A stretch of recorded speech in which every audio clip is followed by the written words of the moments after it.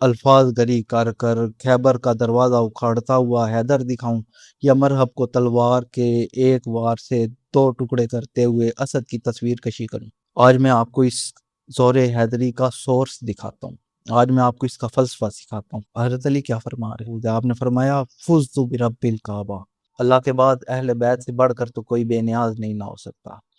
تو رسول اللہ صلی اللہ علیہ وآلہ وسلم کا فرمان ہے کہ سلمان منا من اللہ لبیت، سلمان ہمارے اہل بیت میں شامل ہے۔ آپ خطبہ دے رہے تھے، حضرت عمر فاروق سلمان فارسی کھڑے ہو گئے اور کھڑا ہو کے کلمہ بغاوت بلند کر دیا۔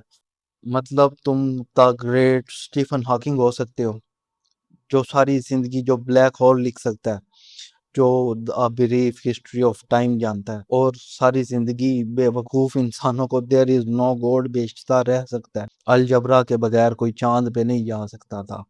کبھی روح جب بیدار ہوتی تھی جوانوں میں، اور تیرا رب بھولنے والا نہیں۔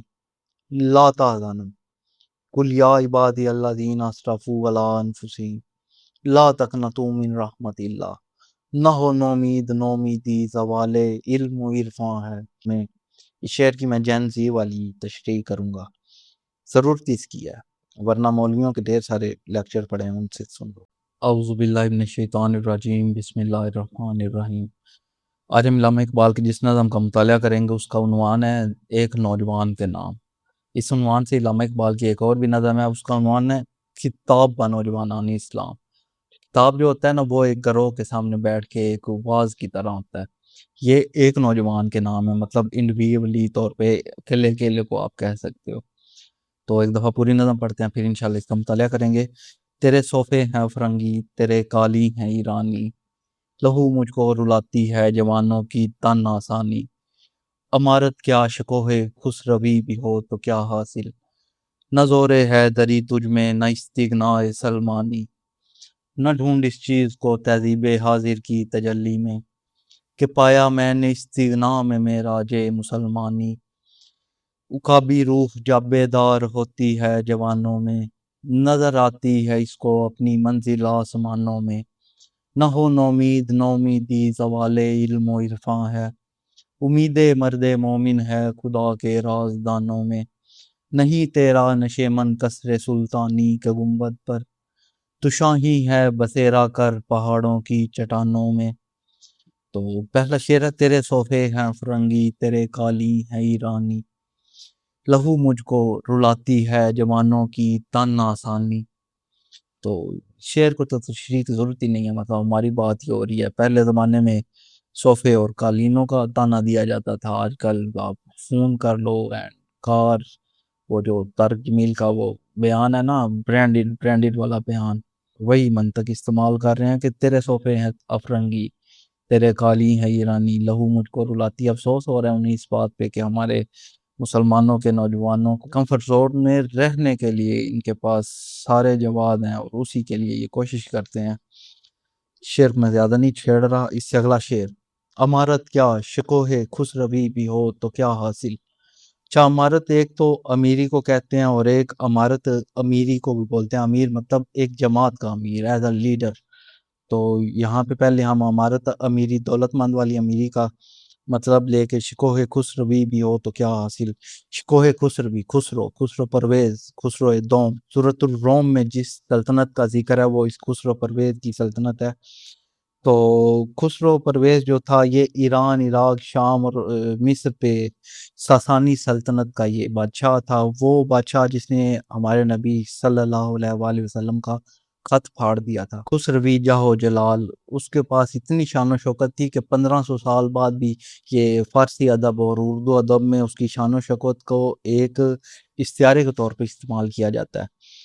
تو اس انسان کا مزاج کچھ اس طرح کا، مطلب دولت کی وجہ سے تکبر ہی تھا نا، اس نے ہمارے نبی کا خط، وہ میں یہاں پہ لگا دوں گا، پڑھیے گا لازمی، تو اس نے وہ خط یہ کہہ کے پھاڑا تھا، بلکہ میں اس کے لفظ نہیں دہرا سکتا، یہ استغفر اللہ اور معاذ اللہ کا تقیہ کر کے، بات کا مفہوم یہ تھا کہ کوئی انسان میرے نام سے پہلے اپنا نام کیسے لکھ سکتا ہے، یہ کہہ کر اس نے اپنی عاقبت کو پھاڑ کر، یہ بادشاہ اتنا متکبر تھا کہ اپنے علاقے کے جو مجوسی تھے، جو ایران کے آگ کے پجاری تھے، ان کے ساتھ اس نے مخالفت کی تھی۔ وہ کس نے ٹھنڈا کیا آتش خدائے ایران کو، والا جو آتش خدائے ایران ہے نا، اس کے بارے میں یہ کہتا تھا کہ اسے بجھا دو، کہ تمہارے پاس ایک بہتر خدا آ گیا ہے، اپنے بارے میں کہتا تھا معاذ اللہ، با خدا دیوانہ باش، با محمد ہوشیار صلی اللہ علیہ وآلہ وسلم۔ تو اس کی بات ہو رہی ہے کہ امیری کیا ہے، تمہارے پاس اتنی شان و شوکت ہو، اس کی ایک دفعہ بد کرداریوں کو ایک طرف رکھ کے جسٹ ایز اے ہیومن اس کی نیچر دیکھیں۔ شکوہ خس روی بھی ہو تو کیا حاصل، نہ زور حیدری تجھ میں، نہ استغنا سلمانی۔ زور حیدری، اچھا کیا ارادہ ہے کہ میں الفاظ گری کر کر خیبر کا دروازہ اکھاڑتا ہوا حیدر دکھاؤں، یا مرحب کو تلوار کے ایک وار سے دو ٹکڑے کرتے ہوئے اسد کی تصویر کشی کروں۔ آج میں آپ کو اس زور حیدری کا سورس دکھاتا ہوں، آج میں آپ کو اس کا فلسفہ سکھاتا ہوں، سمجھاتا ہوں، کیونکہ ایک فلسفے کی بات ہے تو اس میں مولویوں والی ہم مثالیں نہیں لیں گے۔ زور حیدری نبوت کے ابتدائی دن اللہ تعالیٰ نے ہمارے نبی اکرم صلی اللہ علیہ وآلہ وسلم کو حکم دیا کہ اپنے خاندان والوں کو اسلام کی دعوت دیں۔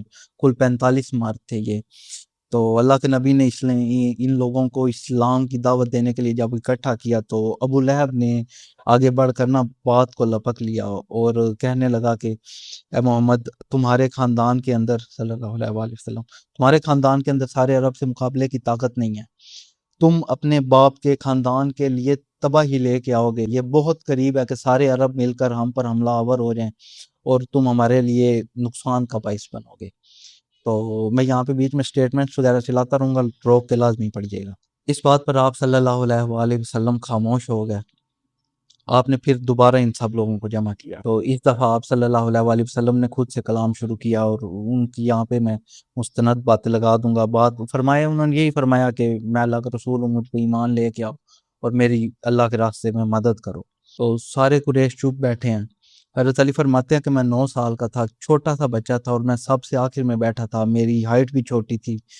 تو جب میں نے دیکھا کہ یہ سارے چپ کر کے بیٹھے ہیں تو میں جلد بازی میں کھڑا ہوا، میں اپنے پنجوں کے بل کھڑا ہو گیا، میرے منہ میں کھجور تھی، میں وہ کھا رہا تھا، میں نے آدھی چبائی تھی، میں نے جلدی سے اسے نکال کے اپنی جیب میں ڈالا اور میں نے اپنے دونوں ہاتھ بلند کر کے فرمایا کہ اے اللہ کے نبی، یہ لوگ آپ کے ساتھ نہیں آتے نہ آئیں، انا ناصرک یا رسول اللہ، انا حافظک یا رسول اللہ، یا رسول اللہ بے شک میں کمزور ہوں، میں چھوٹا ہوں، لیکن آپ کی طرف آنے سے پہلے کسی کو بھی مجھ سے گزر کے آنا پڑے گا۔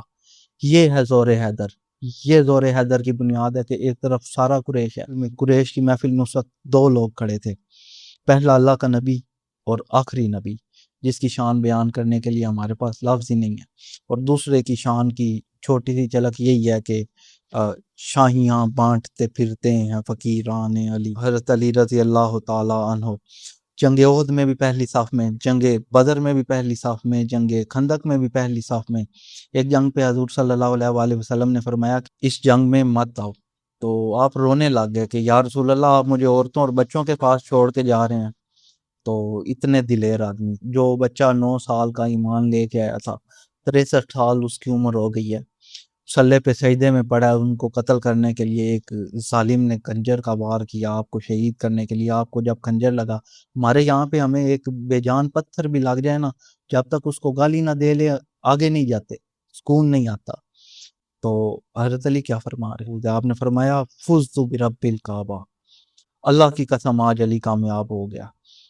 یہ ہے زور حیدر، یہ مرحب کو 2 ٹکڑے کر دیا اور خیبر کا دروازہ اکھاڑ دیا، یہ ایک عام ذہن کی ایک فلسفی کا بیان ہے، اس کو ایک فلسفے سے ہی آپ سمجھ سکتے ہیں۔ ہمارے کچھ خاص بھائی ہیں، وہ لوگ شکر ادا کریں، علی نے خیبر کو اکھاڑنے کے لیے اپنا ہاتھ آگے بڑھا دیا، ورنہ علی زور حیدری یہ تھا کہ وہ تلوار سے ایسے ایک دفعہ چھال مار دیتے نا، خیبر کا دروازہ کیا اور خیبر کی دیواریں کیا۔ نہ زور حیدری تجھ میں، نہ استغنا سلمانی۔ وہ خسرو نے جن مجوسیوں کے خلاف مخالفت کی تھی نا، ان مجوسیوں میں سے ایک مجوسی کے بیٹے تھے یہ سلیمان فارسی رضی اللہ تعالیٰ عنہ۔ بے نیازی، اس دنیا اور اس دنیا کے لوگوں سے بے نیاز ہونا، اب اللہ سے زیادہ اللہ کا رنگ ہے بے نیازی کا رنگ، تو اللہ کے بعد اہل بیت سے بڑھ کر تو کوئی بے نیاز نہیں نہ ہو سکتا۔ تو رسول اللہ صلی اللہ علیہ وآلہ وسلم کا فرمان ہے کہ سلمان من اللہ بعید، سلمان ہمارے اہل بیت میں شامل ہے۔ حضرت سلمان فارسی رضی اللہ تعالیٰ عنہ، آپ کی بے نیازی کا یہ عالم تھا کہ عمر فاروق رضی اللہ تعالیٰ عنہ آپ امیر المومنین آپ خطبہ دے رہے تھے، حضرت عمر فاروق، سلمان فارسی کھڑے ہو گئے اور کھڑا ہو کے کلمہ بغاوت بلند کر دیا، فرمایا لا سما ولا طاع، نہ سنیں گے نہ اطاعت کریں گے آپ کی۔ تو حضرت عمر رضی اللہ تعالیٰ عنہ نے پوچھا کہ کیا بات ہے؟ سلمان فارسی نے کہا نہ آپ کی بات سنیں گے نہ مانیں گے۔ انہوں نے پوچھا کیوں؟ سلمان فارسی نے بولا کہ یہ جو آپ نے کرتا پہنا ہے یہ ان یمنی چادروں سے بنا ہے جو مال غنیمت میں آئی تھی، مال غنیمت کی چادروں میں ہر مسلمان کے حصے میں جتنا حصہ آیا ہے اس سے کرتا نہیں بنتا، آپ نے کیسے بنا لیا؟ تو حضرت عمر فاروق رضی اللہ تعالیٰ عنہ انہوں نے اپنے بیٹے عبداللہ بن عمر کی طرف اشارہ کیا، تو عبداللہ بن عمر نے بتایا کہ میرے حصے میں جو مال غنیمت کی چادر آئی تھی وہ میں نے اپنے باپ کو دی ہے، تو اس سے یہ کرتا بنایا گیا ہے۔ تو حضرت سلیمان فارسی رضی اللہ تعالیٰ عنہ نے فرمایا ہاں اب ٹھیک ہے، سنیں گے بھی اور اطاعت بھی کریں گے۔ ہمارے ہاں خاص ہمارے بھائی ہیں جو قرآن میں سے دلیلیں نکال کے لے آتے ہیں کہ ظالم حاکم کی اطاعت فرض ہے، تو ایک طرف صحابہ کا عمل ہے، ایک طرف ہمارے قصے کہانیاں ہیں جو تھمنے میں نہیں آ رہے۔ تو فرماتے ہیں کہ نہ زور حیدری تجھ میں نہ استغنا سلمانی، استغنا لفظ بہت قیمتی لفظ ہے، نہ ڈھونڈ اس چیز کو تہذیب حاضر کی تجلی میں کہ پایا میں نے استغنا میں معراج مسلمانی۔ اچھا یہ شعر الٹا سمجھ میں آئے گا، اس میں مطلوب کیا ہے؟ معراج مسلمانی ایز اے مسلم عظمت مطلوب ہے، ملے گی کس سے؟ استغنا سے، درویشی سے، بے نیازی سے، اور کس چیز میں نہیں ملے گی؟ یہ بات بڑی خاص ہے، نہ ڈھونڈ اس چیز کو تہذیب حاضر کی تجلی میں۔ ایک اور شعر ہے علامہ اقبال کا کہ نظر کو کھیرا کرتی ہے چمک تہذیب حاضر کی، یہ سنائی مگر جھوٹے نگوں کی رضا کاری ہے، یہ سنائی مگر جھوٹے نگوں کی رضا کاری ہے۔ اچھا تہذیب حاضر میں ہر تہذیب آتی ہے کیونکہ ہماری جو اپنی تہذیب تھی وہ تو 1920 کے بعد تو بالکل ہی ڈیڈ ہو گئی نا، تب جو قبر تھی اس کا بھی نشان مٹا دیا گیا۔ تو وہ فرماتے ہیں کہ نہ ڈھونڈ اس چیز کو تہذیب حاضر کی تجلی میں،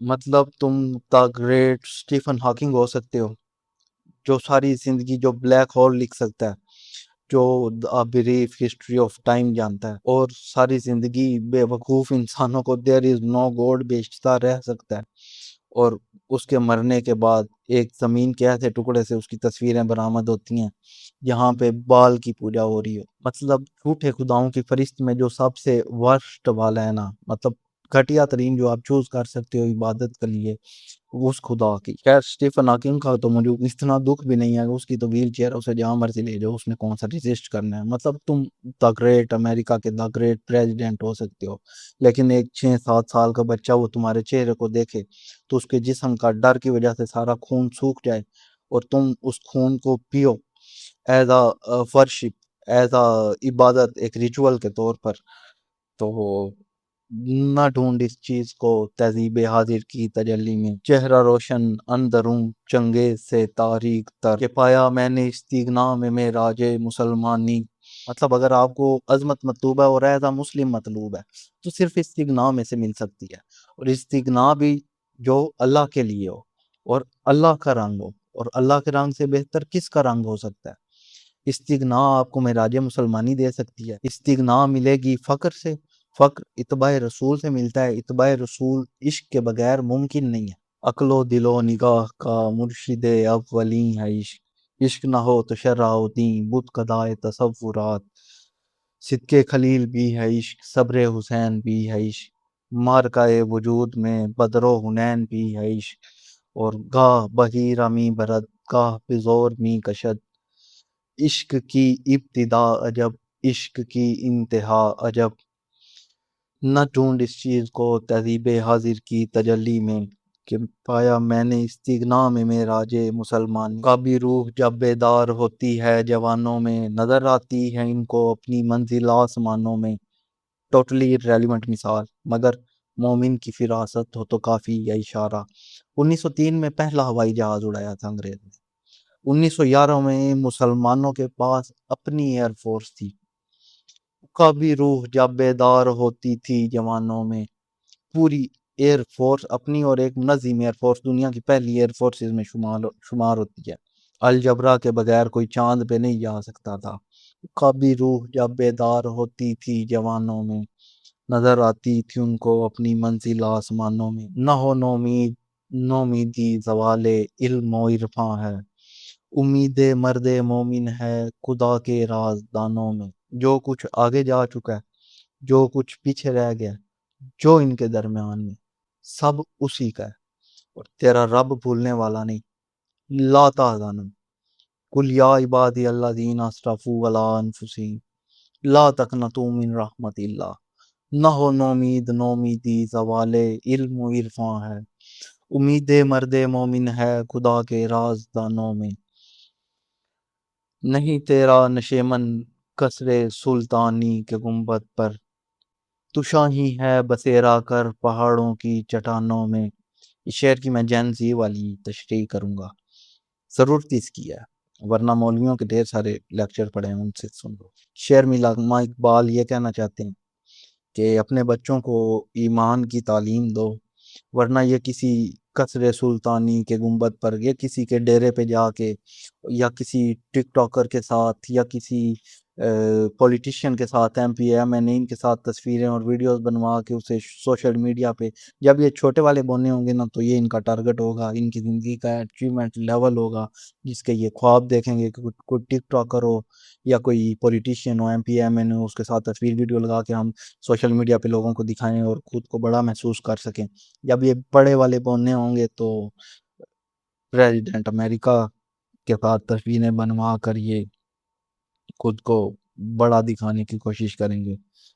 تو وہ فرما رہے ہیں، نہیں تیرا نشیمن قصر سلطانی کے گنبد پر، تو شاہی ہے بسیرا کر پہاڑوں کی چٹانوں میں۔ اچھا، اسی سے اگلی نظم ہے، نصیحت۔